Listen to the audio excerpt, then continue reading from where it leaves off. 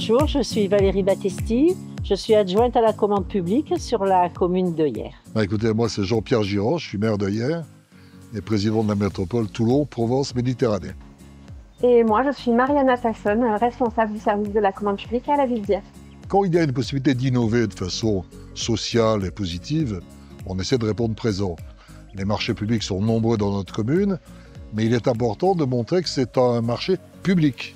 Et s'il est public, il y a une nécessité d'être ouvert à toutes les difficultés aux publics les moins favorisés, que ce soit pour des raisons de santé, que ce soit pour des raisons sociales.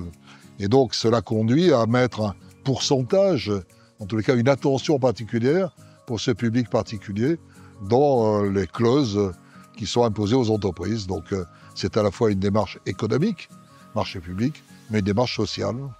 Par mon ancienneté professionnelle, puisque j'étais en mission locale, le travail avec la maison de l'emploi, on commence par sensibiliser les services en interne pour que cette clause puisse avoir un sens quand ils montent leur marché. De par mon expérience personnelle, j'ai travaillé dans un CCAS auparavant, j'étais déjà sensibilisée à cette notion de clause d'insertion et l'importance d'intégrer ces personnes-là dans l'emploi et de trouver donc toutes les stratégies possibles. Quand je suis arrivée à la ville d'Hyères, j'ai proposé qu'on adopte une délibération de principe pour afficher cette volonté.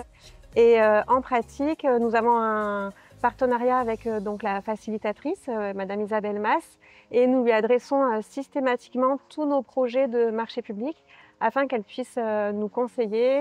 Classiquement, la clause d'insertion, elle est beaucoup dans les marchés de travaux de bâtiments, beaucoup aussi sur des marchés de travaux d'aménagement extérieur, dans le jardinage. La particularité un petit peu, c'est que nous, on a réussi à le mettre aussi dans les marchés de prestations intellectuelles et notamment les marchés de maîtrise d'œuvre ou d'assistants à maîtrise d'ouvrage. Ce sont des professions un petit peu plus qualifiées, donc on pourrait penser au prime abord que ce ne sont pas des personnes concernées. Le projet réussit sur ce plan-là aussi.